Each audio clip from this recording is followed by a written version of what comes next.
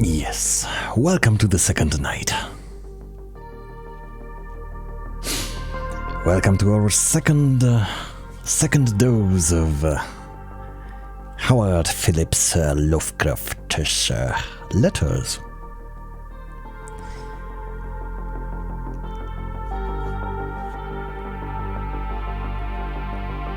Just a little bit of something to basically read before sleep, yes. Just a little bit of something to fill the quota of reading things in general, actually, since I have not been doing quite enough of that recently. Not quite.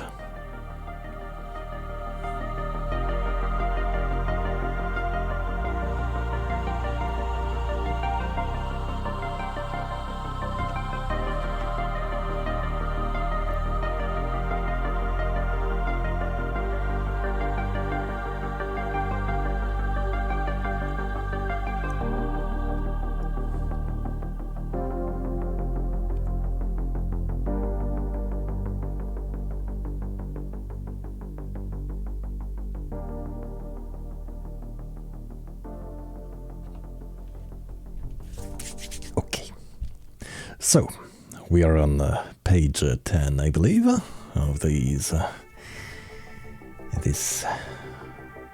volume of selected letters. Still in the year 1929, July 30th, a letter number 363 to James Ferdinand Morton, and I think I need to check on something, yes. I did indeed need to check on something. Okay, good.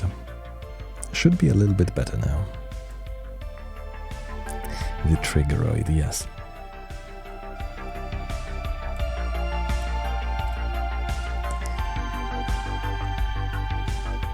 So, culminating cogwheel of... Well, that was a good run. Culminating cogwheel of Chautauquan conformity. Chautauquan? Chautauquan? Chautauquan? Chautauquan. Chautauquan. Thing. Our good old pal Morris W. Moe gave me the perfect job of rounding out his forthcoming textbook on Poetic Appreciation. A marvelous volume, even before I condescended to offer cooperation. Incidentally, I'm not going to take pay from Moe, even though he insists. It goes against the grain for a gentleman to charge money for a favor extended a friend. But the job does take time, confound it!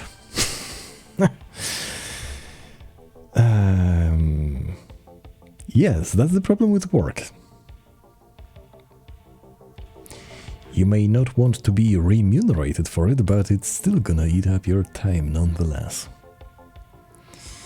And your life essence, also. My aunt is better than... Oh, my aunt is better than at the time of my former bulletin, but has to have the landlady help her dress and can't get downstairs. My services are now narrowed to the routine of toting up dinner things and carting them down again sometime in the late afternoon. When I go out for the aft, as I occasionally do on warm and sunny days, when the woods and fields beckon to me and my writing case, I shift responsibilities to one or another of the kindly old souls inhabiting this shadowy Victorian backwater.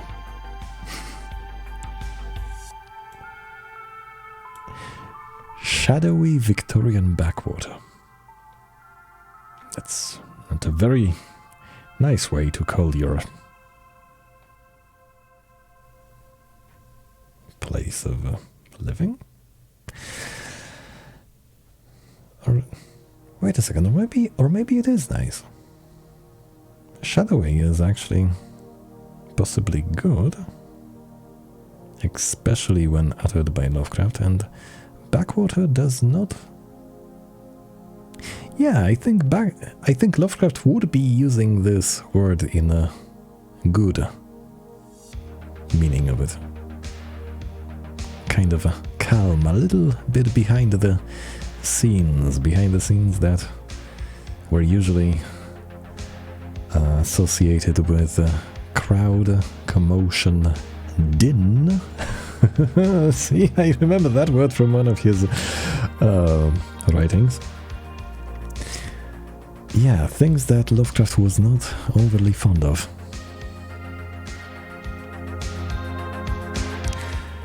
About brown rioting, yes, I did take a genuine pride in the virile energy and healthy antinomianism. What? Antinomianism. I thought it would be nominalism, but no. Yeah, that's... That's why you don't just go assuming things and you actually pay attention to what is happening, eh? So, I did take a genuine pride in the virile energy and healthy antinomianism displayed on Memorial Day.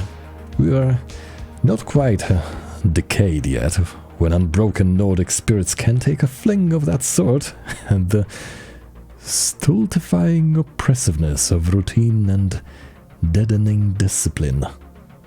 Rah for the young Mohawks, lineal heirs of the fashionable bloods who upset sedan chairs perhaps even, and rolled excessively serious folk downhill in barrels in my day. It makes me sad to reflect that I've grown too old and grey to mix into inspiring rough and tumbles like this.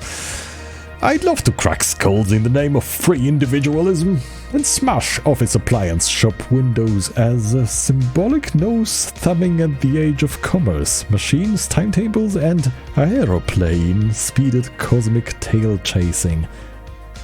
He is describing actual riots, isn't he? Or some light variation of them.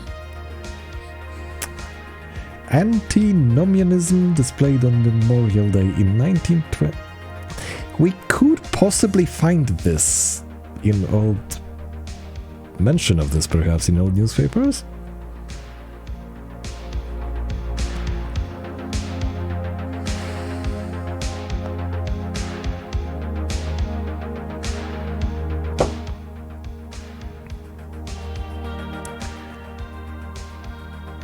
Oh, now the trigger is a bit low, but whatever.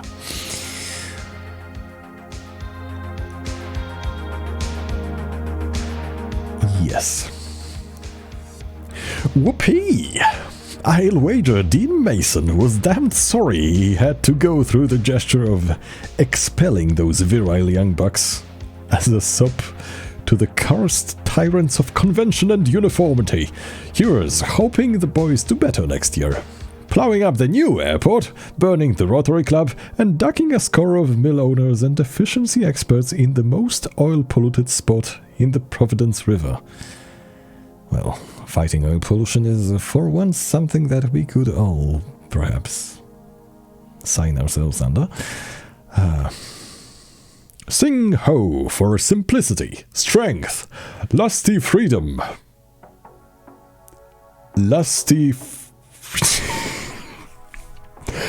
Gentleman's privilege, agriculture, leisure,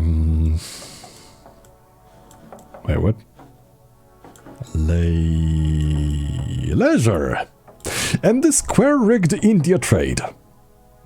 Narragansett cheese and faces, Cumberland copper, Newport spermaceti, and Cranston iron. Newport spermaceti. What in good heavens would that be? Rum, Negroes, and molasses. God save the king. I'm reading. I didn't do the N-word. I just read the... This is a historic text. I do not condone of that use of vocabulary, no? I don't have to bleep that out, right?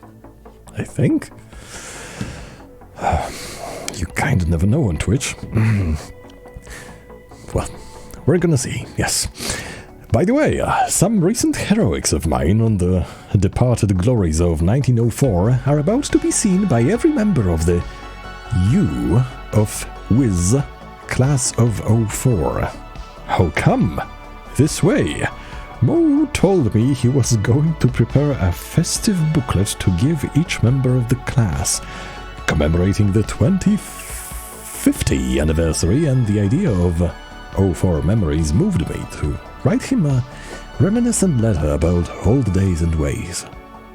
It happened to be composed entirely in heroics, and Mo liked it. So he took all the impersonal couplets and put them in his booklet. More Anon. More Anon.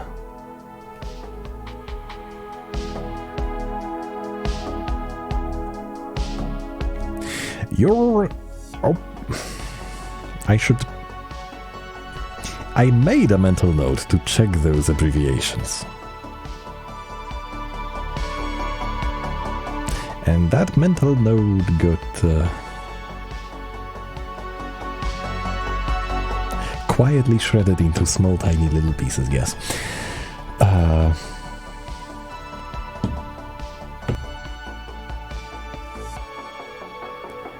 Theobaldos?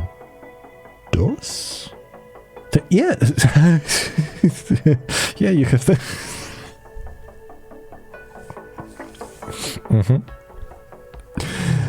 But I would like to point out that I actually successfully deciphered this with... You might find it difficult to believe, but without perceiving this scripture underneath. Yes.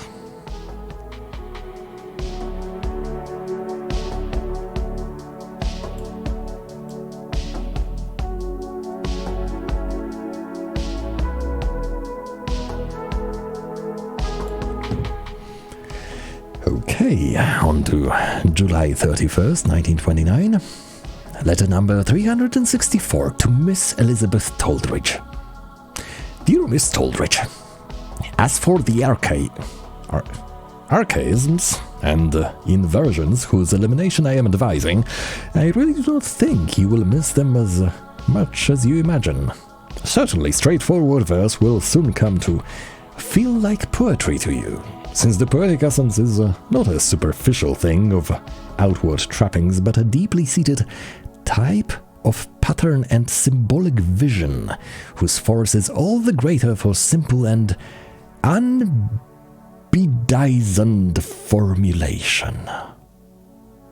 Unbedizened?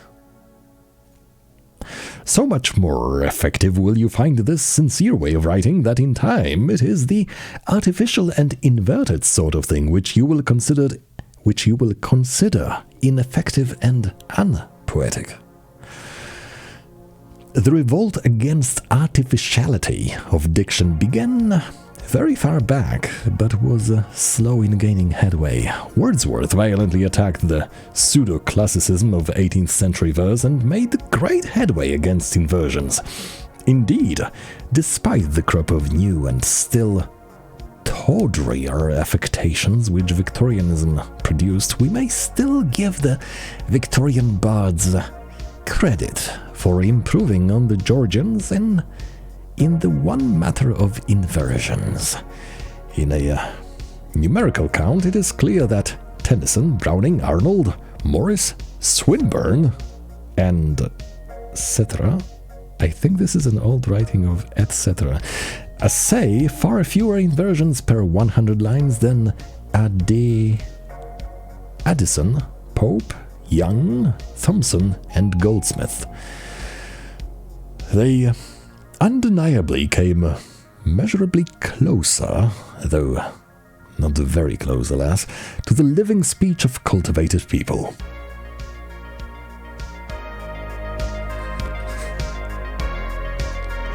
The living speech of cultivated people, yes. Another thing you will notice is that the sheer aesthetic instinct of the greater Victorians saved them from the most excessive affectations of their period.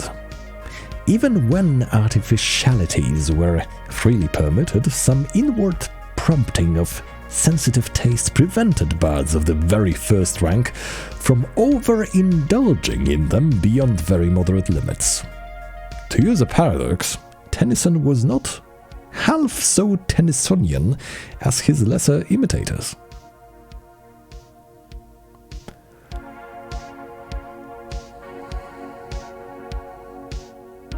If only I knew Tennyson. All that one needs to do to prove this point is to look over a volume of the really great Victorians and then compare it with the inferior magazine verse of the same period. Beside the orgy of Rococo affectation in the minor material, even Rossetti or Kingsley or Whittier or Longfellow sounds highly modern and straightforward. This really proves that inversion and artificiality form a basic and intrinsic weakness, since it shows that really capable poets naturally and unconsciously react against such license, even when it is a popular and universally sanctioned custom.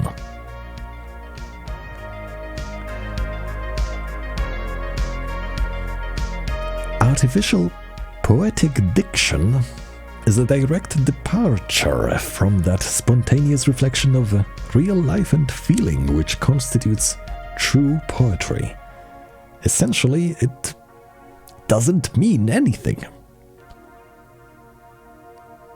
Well, yeah, you just kind of move words around to, like...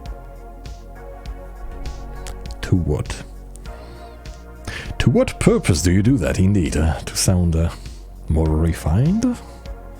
Convoluted? Sophisticated, perhaps? Or maybe it is... Perhaps it was simply an expression of sympathy for the writings of a given writer and an attempt at an homage, so to speak.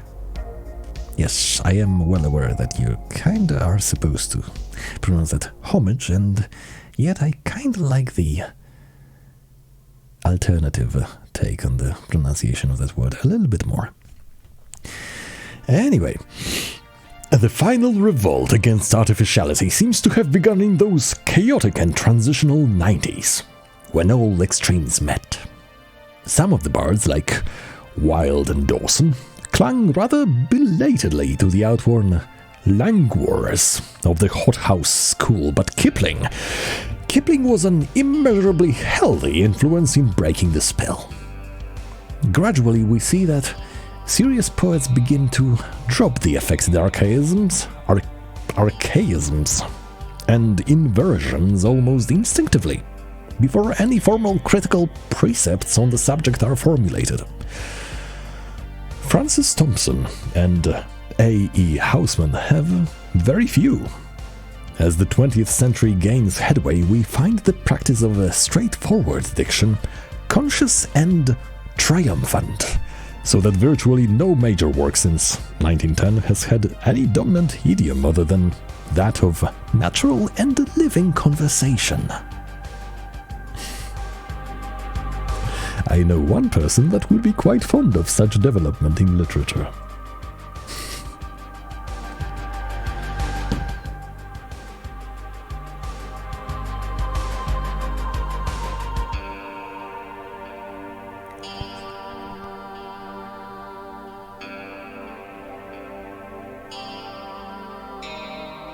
Yes.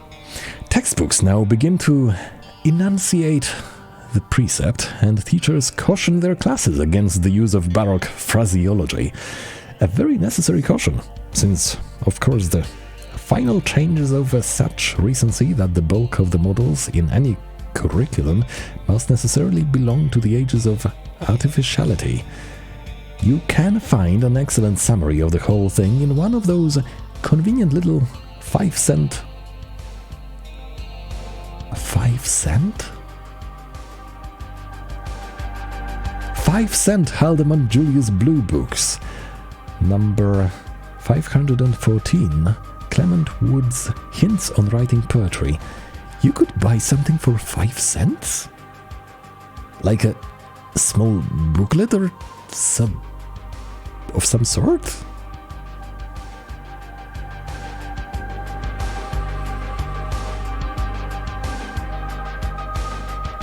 Inflation is even more evil than I not anticipated, but assumed, yes.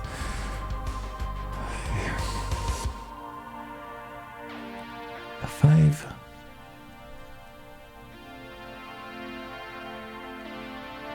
Like nowadays, that would be like discarding if we ignored the inflation altogether, that would be like the price of a bubble gum, basically. I think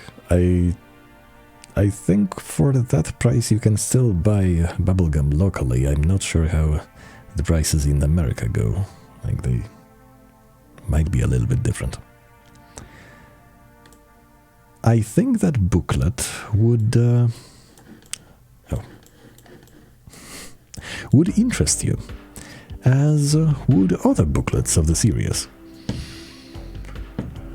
You ought to send to the Haldimand Julius Company, Co something, Girard, Kansas, for a catalogue of their 5-cent publications.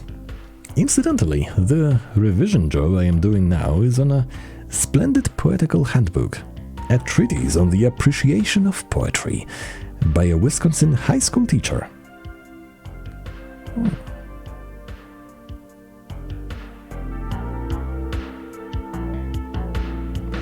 I knew Lovecraft was cooperating with many people, many friends, but I take it that this high school teacher was also one of his friends?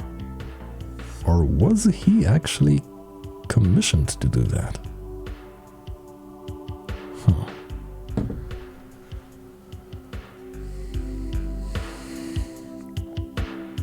You would undoubtedly enjoy it, and I shall probably be able to send you a complimentary copy when it is published. I never saw a clearer and more graphic study of the essence of poetry than this volume, which will be called Doorways to Poetry. The author, M.W. Moe, or Moe, M-E, M-O-E, yes, is one of my... okay, everything is clear now. Is one of my old amateur journalistic circle. I remain your most obtuse servant, H.P. Yes. Your most served. Lovecraft.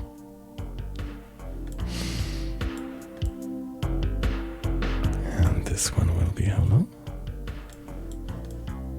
Not long at all.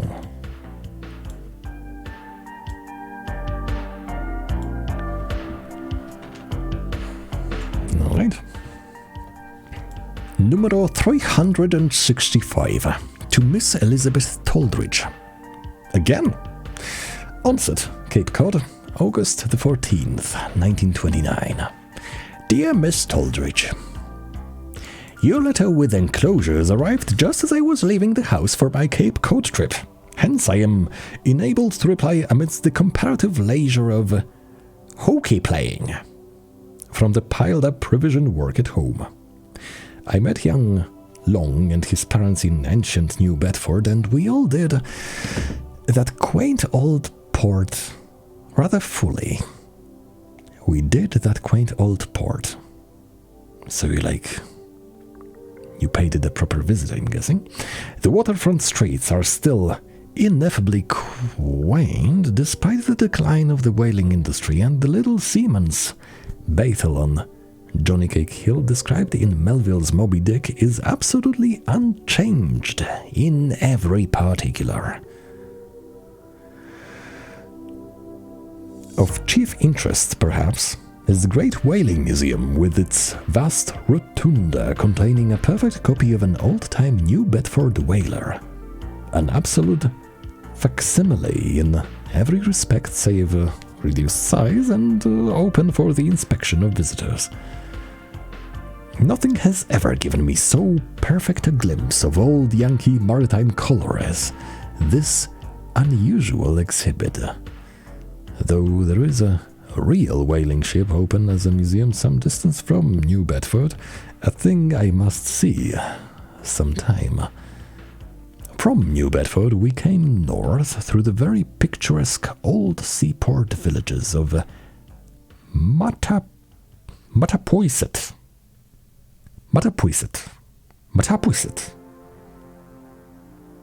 Mattapuata, something, Marion and Wareham, and are now stopping at Onset, at the base of Cape Cod. With this as a base, we hope to explore most of the Cape's scenic and antiquarian regions in the long motor. Then Providence, where I speed my hosts upon their New Yorkward way. It bids fair to be a phenomenally pleasant outing.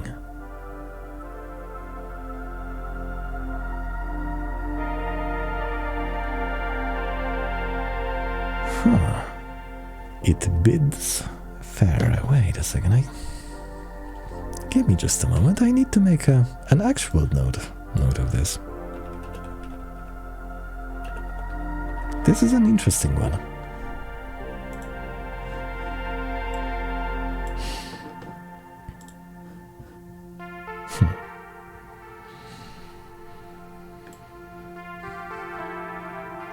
Oh, and we have some addendum, written on August 16th. My Cape Cod sojourn is turning out to be wholly delightful.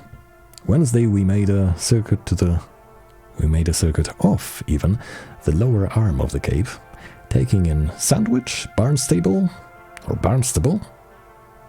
I think, Yarmouth, Orleans, Chatham, and Hyannis, and seeing many ancient dwellings and windmills.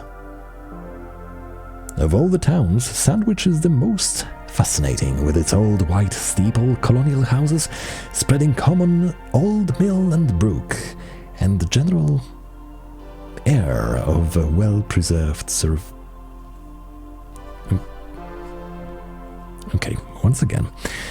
Of all the towns, Sandwich is the most fascinating, with its old white steeple colonial houses spreading common old mill and brook, and the general air of a well-preserved survival.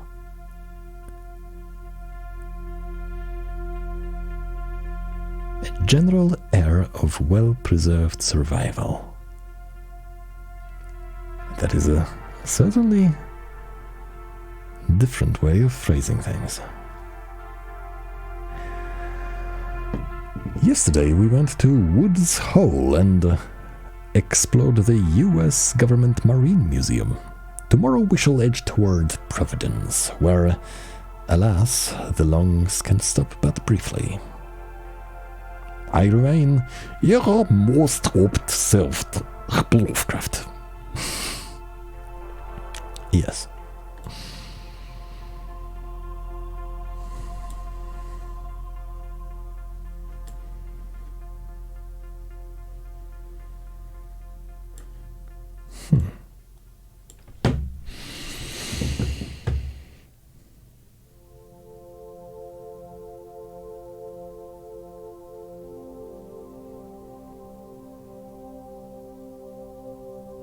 Yep. Might as well do this one too. Number 366. Letter number 366. To Mrs. Zealia Brown Reed, also known as Bishop apparently. 10 Barnes Street, Providence, Rhode Island, August 28th, 1929. My dear Mrs. Reed, what you want is a reading course in several parallel lines mapped out with a care by some competent scholar and followed attentively and conscientiously by yourself. I'd say offhand that about 5 parallel streams would be about right. Elementary science, to give you an idea of man's place in nature. Psychology and philosophy, to show you how people think, why they do what they do, and what they do under given conditions. History, to give you an intelligent perspective on possible fictional backgrounds. Literary method, critical essays, textbooks on writing and appreciation, to teach you how to translate thoughts, events, pictures and moods into language to the greatest possible advantage. To teach you how to translate thoughts, events, pictures and moods into language to the greatest possible advantage. And the literature itself, in its most standard form, to enlarge your authentic knowledge of life, and at the same time to accustom you, unconsciously, to the most effective devices of linguistic expression. Of these 5 streams, the last named is by far the most important and necessary. Above everything else comes good literature. And, of course, a concomitant to all this would be a complete swearing off of the cinema and of cheap magazines. You can't bury that stuff too deeply out of sight and memory for your own artistic good! Exclamation point, exclamation point. I may add that these reading courses aren't by any means difficult. They only sound so when described in advance. There are pleasant popular manuals and outlines covering all the needed subjects, which are a delight rather than a burden to read. Yeah, I could send you the printed reading course leaflets issued by Brown University Library if you had any trouble about getting hints nearer at hand. This then is the writer's 5-fold problem. Number 1. To get the facts of life. Number 2. To think straight and tell the truth. Number 3. To cut out maudlin and extravagant emotion. Number 4. To cultivate an ear for strong, direct, harmonious, simple and graphic language. Strong, direct, yes. Harmonious, simple and graphic language. You would call your language simple, dear Howard? By what metric, pray tell? By metric of the old ones, yes. Quite literary.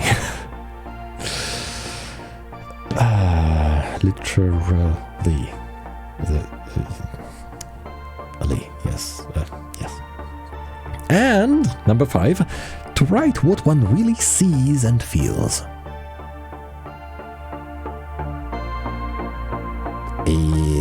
What about fiction? Like, does seeing with your mind's eye also count?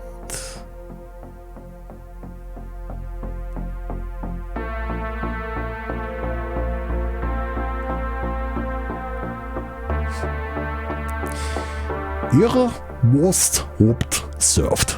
H.P. Lovecraft. This time with spaces.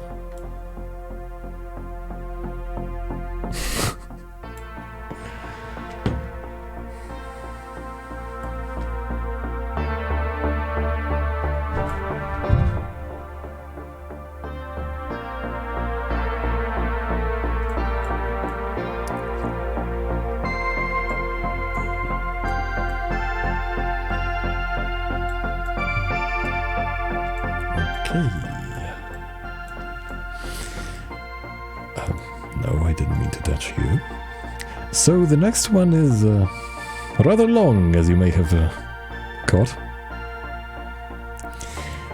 which makes me ever so slightly hesitant and inclined to check the chronometers readings, yes, which seems to kind of vaguely suggest to me that it might, possibly, conceivably be a reasonable idea to consider, yes, going down for some, or coming down for some rest.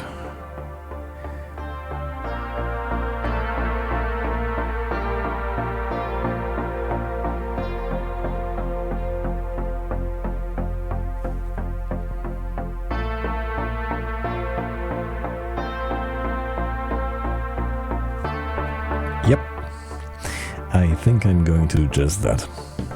I think we're going to attempt to be more orderly and less owly folk this night. Then again, insulting owls is a little bit unnice, I guess.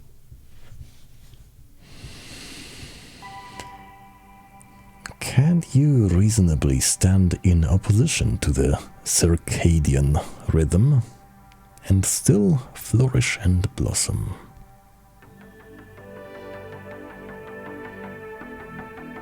That is a question that I have been putting to a test quite repeatedly over the last months, and there still seems to be some additional extra, you could say, unfair advantage given to going to bed earlier rather than sleeping when it's bright outside.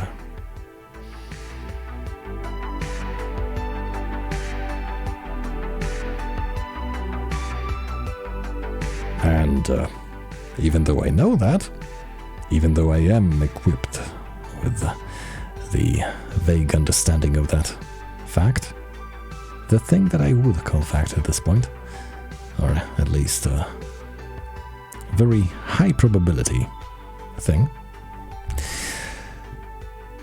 even then I am still quite unlikely to yield to that, to bend myself to that kind of idea of a more normal day-night rhythm, simply because while I do notice greater midday energy levels, I usually fail to be, like, I should be capable of that. I should be able to be productive in, like, the morning, around noon, around those phases of the day, like especially around morning. Like that's when people are supposed to be active. That's when people are supposed to work, right? According to the default cycles. Well, whenever I try to focus on something creative, productive, something that actually requires some, yes, creativity from me. Whenever I try to do that in that part of the day, I usually fail quite badly. While at night, I don't know, maybe because things are quieter, maybe there is, as I have been theorizing for some time, maybe because of the lesser illumination of everything, maybe because of the things being less full bright, so to speak, my mind is distracted less, perhaps, and finds it easier to focus on one task. Or there might also be the aspect of when you're trying to imagine something, when you're trying to, like, be more plastic, I guess, with your imagination. The very common piece of advice is to close your eyes and, well, turning off all the light basically gets the same result, and turning off most of the light around is like a really nice halfway point. So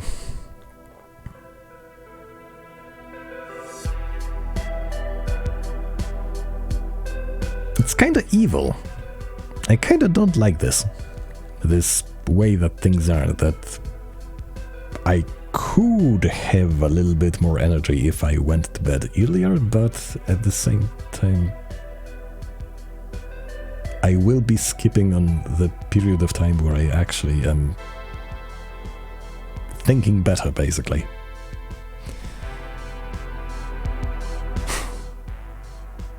Yep. We underappreciate, we underestimate all the sacrifices that the artists make for the sake of art, yes. It's not only about not having like proper 9-to-5 jobs and instead like earning very meager payments for their like attempted artworks. It's not only that, it's also the sacrifice in sleeping hours, yes, as they probably very often have to basically mirror my approach to things and balance the being rested and being actually productive. Yes.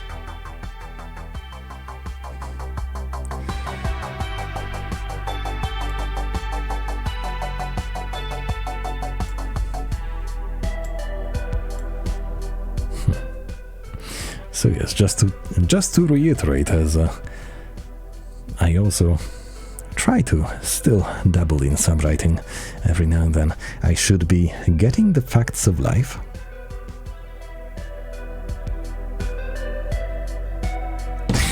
Metaphorical way also counts, I believe.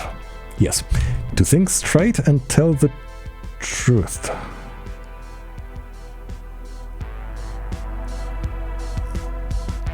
Boy, that's gonna be difficult.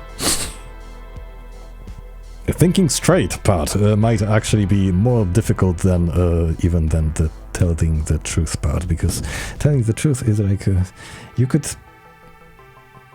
well, fiction and stuff, you know, right? We cannot disqualify it. So the truth of fiction is still some kind of truth about human condition and the relations, dependencies between things, stuff. But thinking straight,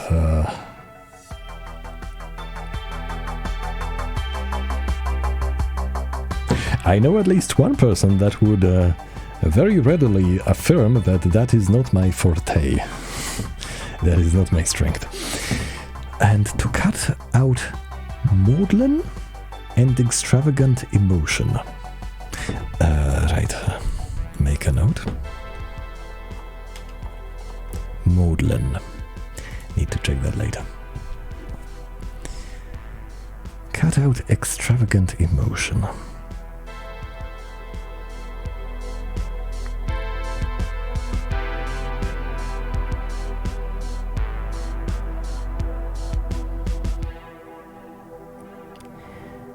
I admit I would need this defined. This smells of such subjectivity as to render this phrase of little to no meaning to me. And to cultivate an ear for strong. Yes, this is how the language is supposed to be. So the language must be strong, direct, harmonious, yes, simple, and graphic.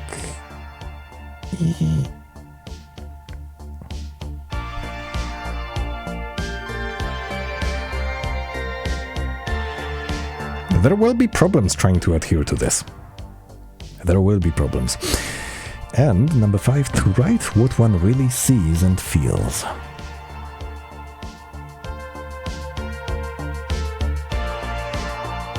I think this piece of advice I can second, this one I can get behind, and this one I can actually, I would find kind of intuitive to follow. Like, you should be trying to write, at least to some extent, from your heart. Like,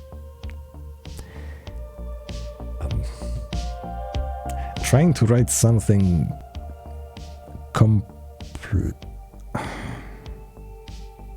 I wanted to say that, trying to write something completely like out of your field, like of where your mind actually resides.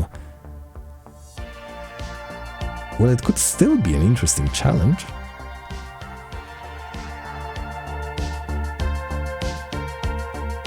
But probably would not yield the best results. Yeah.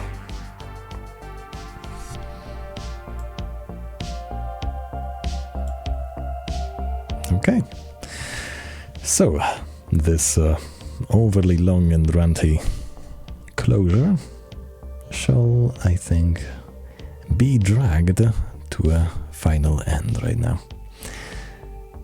Yes, this was our second night with the lettery writings of Howard, and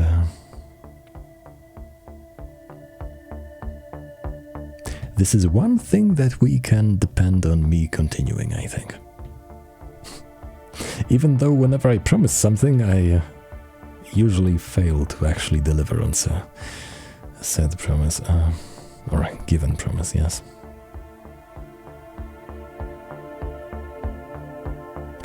And also I think I already have some tips for my future self on how to do things a little bit better. I might have something, yes. Yeah. So, thank you, and